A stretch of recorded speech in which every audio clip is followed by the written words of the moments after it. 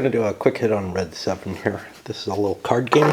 My history with it, I went down to the game store, I was playing something, whatever. We needed a filler for a few minutes while somebody was busy, whatever. And it was, I don't know what we were playing. It may have been an 18XX because the group was involved, XX players.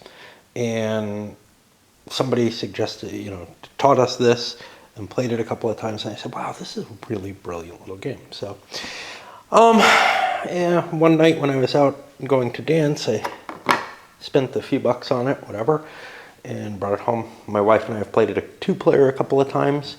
I think there's something really cool about it, and so we'll take a look at it. I'm only going to play the basic rules because they are, to me, brilliant.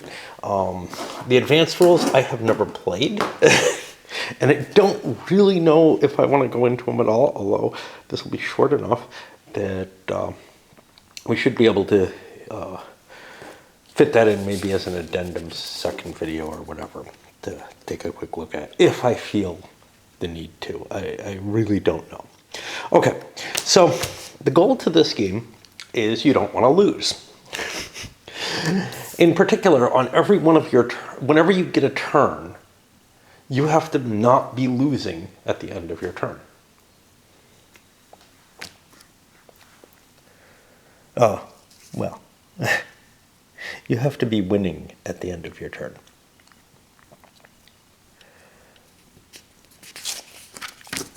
Okay. If you are not winning at the end of your turn, you lose.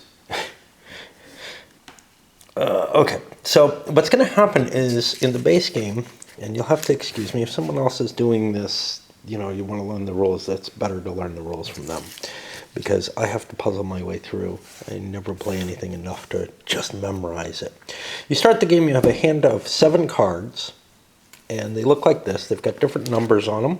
The important things they have a number, they have a color, and they have instructions based on the color, which are matched on here. These instructions are the victory conditions for the game currently. The game starts off with you have the highest card. The order of the suits, or the colors, is listed across here. In addition to a 7-card hand of these, 3, 4, 5, 6, 7, you'll have a card in front of you, which is your starting tableau. They call it palette, which is simply where you sit at that point in the game. Whoever has the highest card in their palette will be the best at red, because what you want to have is the highest card, and the person to their left will go first. What the person to their left has to do is arrange things so that they're doing better. Let's draw another card. Okay, let's say my opponent has a 7 and I have a 5. We're just playing 2-player. I will have to go first. Well, I don't have a card that beats a 7 in my hand. And tiebreakers among numbers are going to be the suits. So, for example, if I had an orange or red 7, I could throw it in. There's nothing higher than a 7, but there's something higher than a yellow 7 in red. So, am I just screwed? No, not necessarily, because there are multiple things I can do in a turn. I can either add a card to my palette, so I could add something like this. That's not going to help me, so I can't actually do it, because I can only make plays if I end up being in the lead, not losing at the end of my turn. I could discard a card to here, which then creates a new rule. Now this one doesn't help me because we have the same number of even cards. I'm trying to see if I have anything that would, but there are some that might help. In this particular case, I would have to do the third option for a play, which is to play maybe a card from my hand to my palette, as well as discard a card for effect. Say I discard this one. Most cards in a row, 5, 6 is in a row. I have 2 cards in a row, he has 1. Now I'm no longer losing, I'm winning. So I have completed my turn. Those are my only options at this point. If I can't do any of those, I fold and I'm out of the game. It's a very fast game.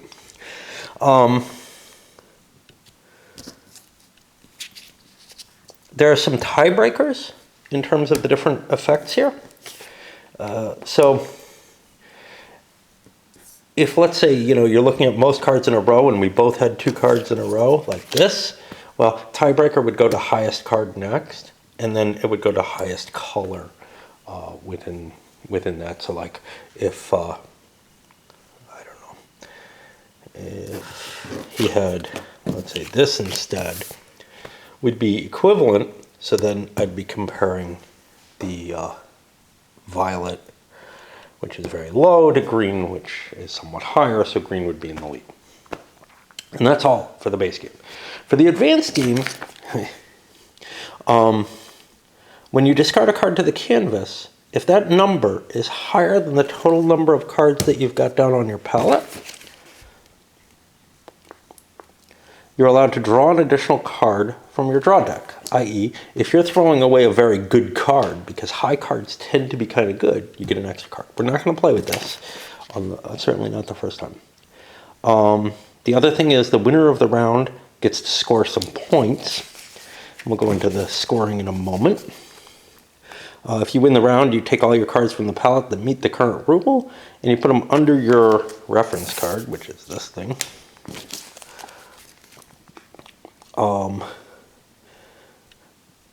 For example, if you won blue by having the most different colored cards in your palette, you'd take the highest card of each color from your palette and put them under your reference card. The next hand will be dealt without those cards, as they're now in your score pile, and they'll be worth their face value in points. Once you hit to a certain point value, you win the game out of a series of rounds. You only get points if you knock everyone else out, and then none of them get any points. They don't have anything. Okay, then there's one final optional rule, which is kind of interesting. Each card has a little symbol on it. Maybe not each. Many cards have a little symbol on them. That's an action ability, the odd cards. And you can, whenever you play one of those odd cards to your palette, you must take the card's action. And those actions are, with an X, you choose a card from your palette and either discard it to the canvas or place it face down on top of the draw deck. If you discard it, you must be winning after you discarded it. This next little one, you play another card from your hand to your palette. You can still discard to the canvas after doing so. Draw a card from the draw deck. That's very valuable. You'll see the limitation on the basic game is largely you never want to play more than one card if you can help it, because it'll maintain flexibility to you. And then the final option here is choose a card from another player's palette and place it face down on top of the draw deck. You may not choose a player with fewer palette cards than you. Again, I have never played either the optional, either the advanced or optional rules. For the advanced rules, the extra draw can be very valuable, so you can throw a high card to get an extra card back. That can be very useful. Although you're getting rid of a card from your hand. So normally you'll be playing a low card here, if you can, to try to trigger the effect, because high cards generally are more useful because of their tiebreaker capability. The other point, the scoring across a number of games, I don't really see that as, I see that as kind of a separate rule that you could play with it or not. It's just kind of keep a running total. Okay, what I'm going to do is I'm going to shuffle it up and deal out a 4-player game, and we'll get it going.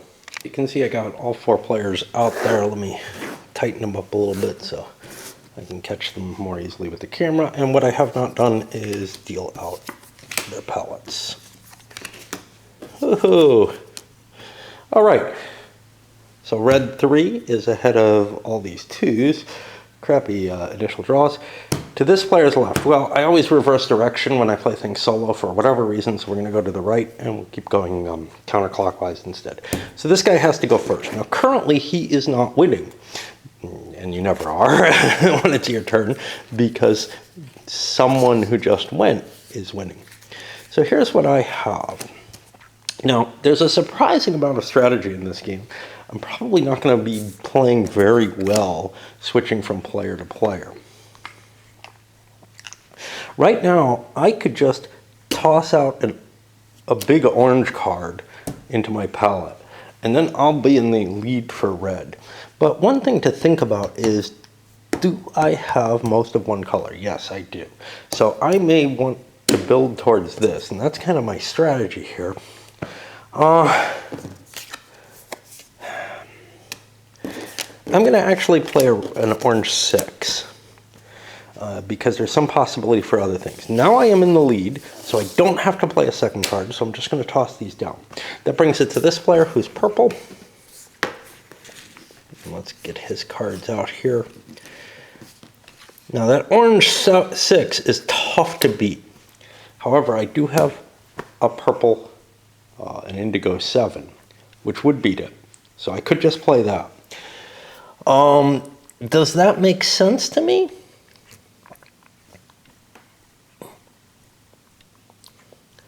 I think anything else I did would take 2 cards to play.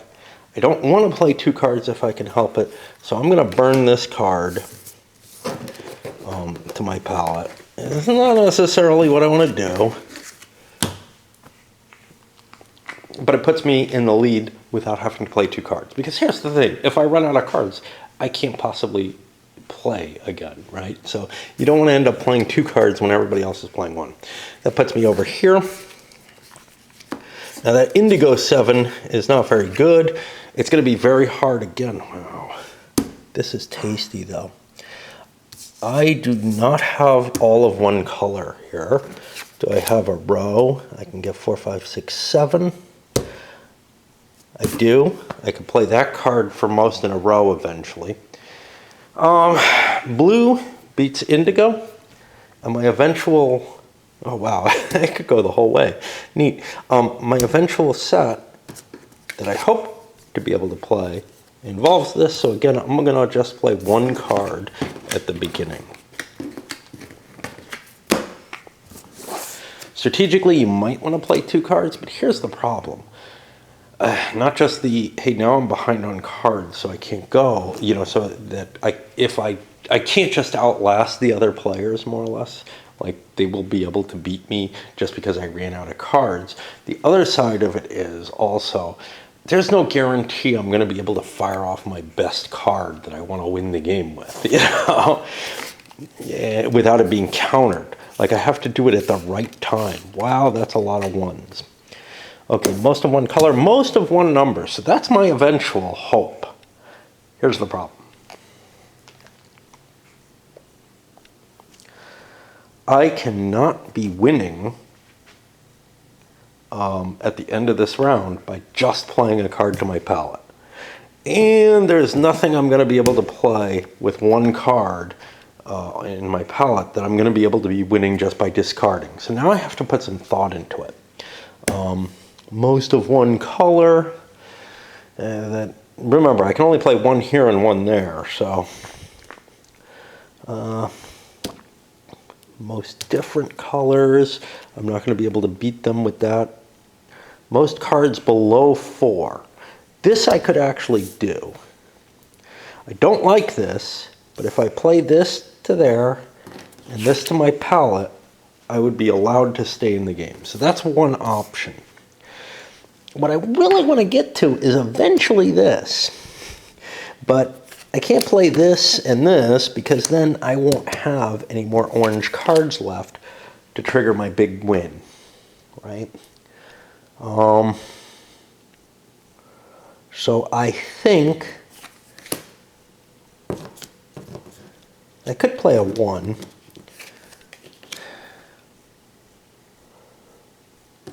But I like this. Yeah. Why don't I play a 1? Most even cards. I'm not going to have a lot of even cards. So I'm going to throw this. Now I've gotten rid of one of these cards.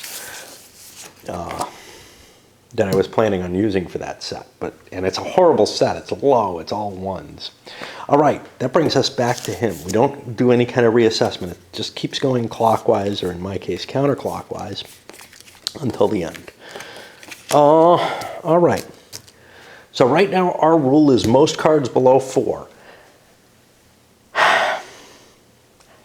A red 3 below, with most cards below 4, is a very powerful card. It is the highest card below 4 that can be out there. So unless I have a red 3, I can't challenge him on that. Which means now, let's see what else I have. Well, I have 2 even cards. No one else has any. Which would mean, if I had a most even cards, I could play that. Unfortunately, I can't. So I think I'm going to have to play 2 cards to trigger my event, to trigger my being able to win. So now I start thinking. I got a bunch of oranges, which is kind of nice, some high cards. Do I have a most of one color? I do. So I could certainly just do this and get up there, but that's not necessarily advantageous. Most cards below 4 were already there. We're not going to beat that. Most different colors. Okay, everybody's got 2 colors right now. If I play this and this, I change the rules again, and I have 3 different colors, and everybody else is at 2. So I'm still winning, and I held on to some of the cards I wanted. I'm not sure that that works in terms of strategy, but you don't want to take a lot of time thinking in this game. Now, one of the things you can see, I'm playing the basic game, right? Why? Well, because I love the quick and easy thinking in this game. And if I'm starting to look at, I don't think it would hurt much for the discard to here draw a card, except that it'll draw the game out a little bit more.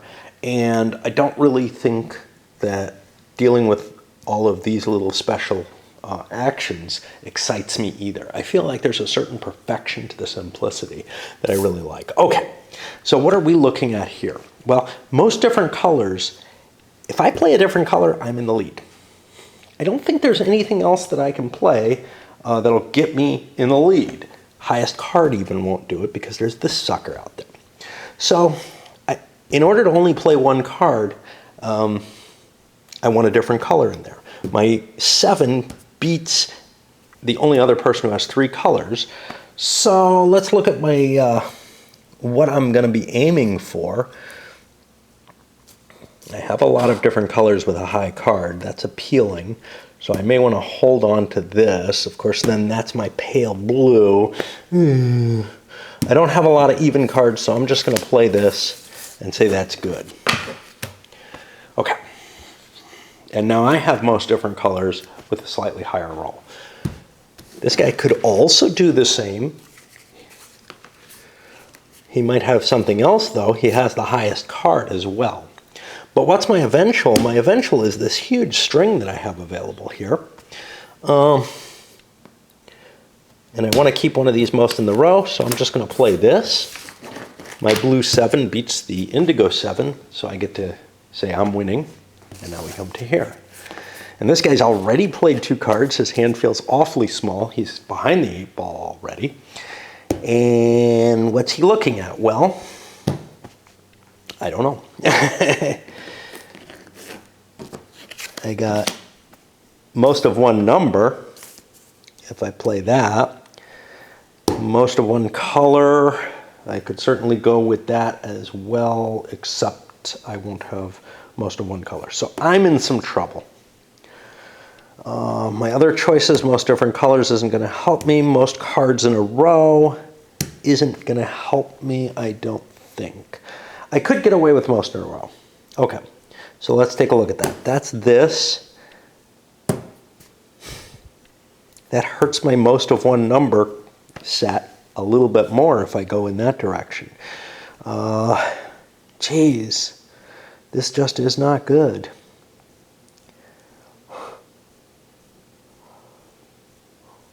So I can either do that or I can do this. I'm going to play this, and I'm going to put most of one color, or most of one number. No, can't do it. There's those 2 6s out there. Crap. Didn't see them. Okay. Most in a row. I guess that's what I have to do. So I'll throw this, and I have to play a 4. Most of one color. That's not going to really help me because I'll only have one of each color at most. Most of one number is kind of good in the long run, I guess, because I could have 2 3s.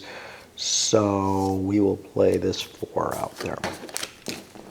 And by the way, you know, your cards in your palette, it doesn't matter what order they're in or whatever. You can rearrange them however you like just to show, yeah, I am indeed winning, just to make it easier to see. Okay, so over to this guy. We're looking at most cards in a row, and that is 2 right now. And I got a big 7. I could just take that. I can't take it with the 1 or the 3 off the 2 because 4 is higher than those. So that's appealing. And I have a most cards of one number if that helps. So I'm going to play this and stay in the lead because I can get away with only 1 card. Again, if you have the discard enable to draw or the special abilities to enable you to draw, it may not be as big a deal not to run out of cards. There is a little bit less thinking in the game without those, but I like that, and I just like the way this plays out. I don't know how much strategy is there, a little bit. Okay, so most cards in a row is the current game, and there's these here. Right now we're looking at a 7-6. If I had a 6, I would have 5, 6, 7. That would be an easy win into there. Unfortunately, I don't. Most cards in a row isn't bad for me as a long-term goal, but I'm not going to be able to do that. Most cards below 4, I'm really not able to play that at all.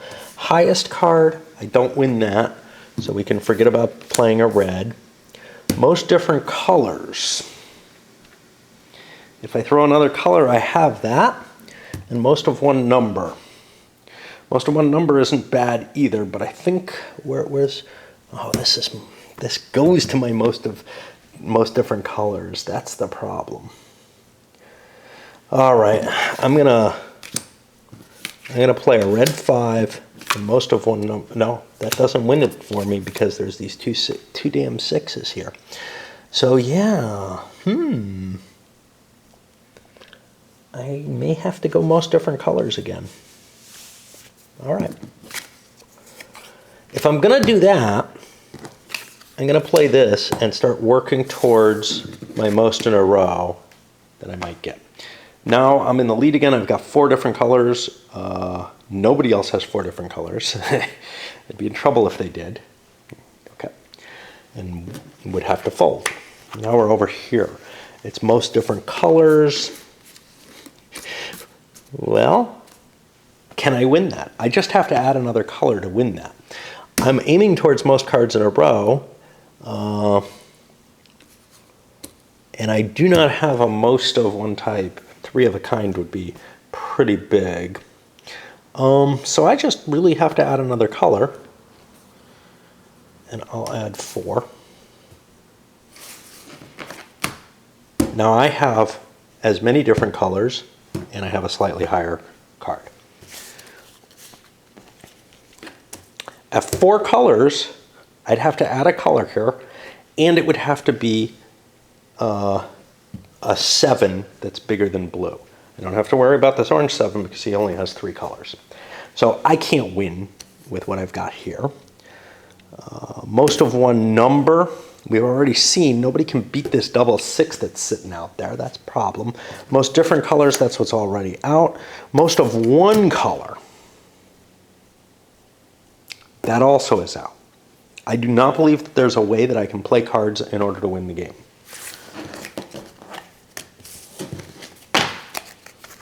So we'll just put his cards up here, and he's out.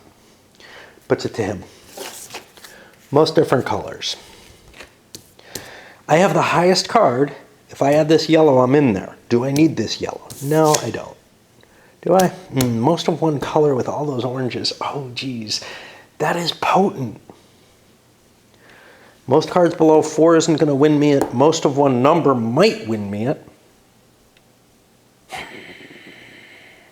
But here's the problem. If I do that, I don't have this third orange.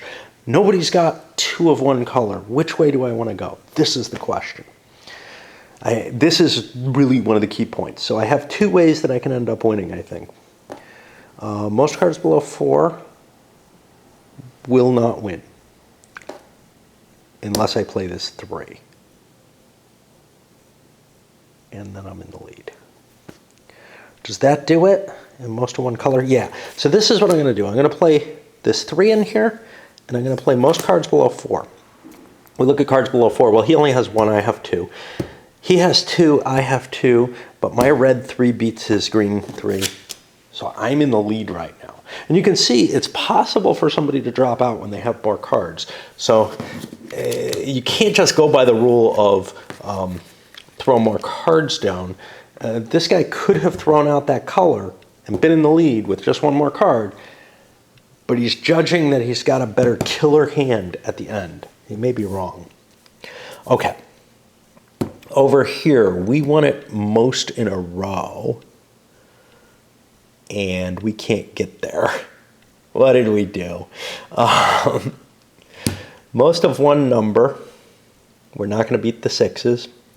Most cards below 4, that's what's already out there.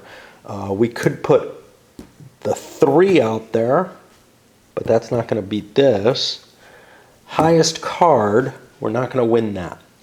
Most of one number, most cards below 4, and highest card, none of them work. He just lost. I may be killing him without going to that. One more player's out. All right, what's he got? He's got highest card. That's not going to win, no matter what I do. Most cards below 4, I could win that by just playing this. However, I've got my nice set here. Am I ready for that set? I am. I can afford this, so I'm going to just play this. I have most cards in a row, 2, 3, 4. He doesn't have that. Now it's his turn. He has one card to play. Most cards of one color. 3 in a row with a 7, but I do not get another play. So if this doesn't knock him out, I lose. And it's not going to knock him out because he has this again. Highest card cannot win him the game, but he can play this, and it's game over. This guy has also lost. And it's that simple, that fast. And that's why, you may want to play multiple hands of it, which is why the scoring's there. But honestly, I get a kick out of just dealing out, each individual game is enough fun still for me. So I don't know how much there is to review about this. I think I can just say, there is actually more strategy in this very simple game than you would think that there is. And it's very fast, and if it's not, it wouldn't be any fun at all. I can guarantee you that. If people are puzzling over their turns, the turns should really go like that. So I really like this one. It's not often that I'll pick up something like this that's really just a little filler or something. I love my normal card games and everything, but this is faster than most card games. You can play 2 or 3 hands of this in the time that it takes to play, like, I don't know what you'd call, like, you wouldn't play 2 or 3 hands of most things. The only game that I would say compares to this in terms of filler type capacity, for me, is Pitch. So that's a real quick hit on this. I'm going to think about whether I really don't think I want to do that advanced game. Certainly not with the scoring. The discard rule, it's kind of interesting, and I think it adds another fillip to the game, which is to say that you might be able to just create this kind of, if you start getting bored with it, that additional option of being able to discard a high card, because what that means is high cards are often valuable to have in your palette.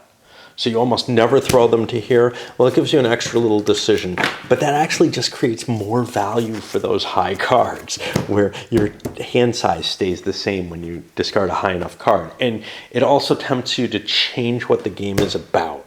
which is something you can't usually do on the first card. But if your palette starts getting, once your palette's 2 cards or whatever, and it may have to be on the first time, you might start discarding some of these. It means that you can discard a card and recover a card without losing as much ground if you get a really bad draw, so that's kind of fair there. These things, I just really don't know.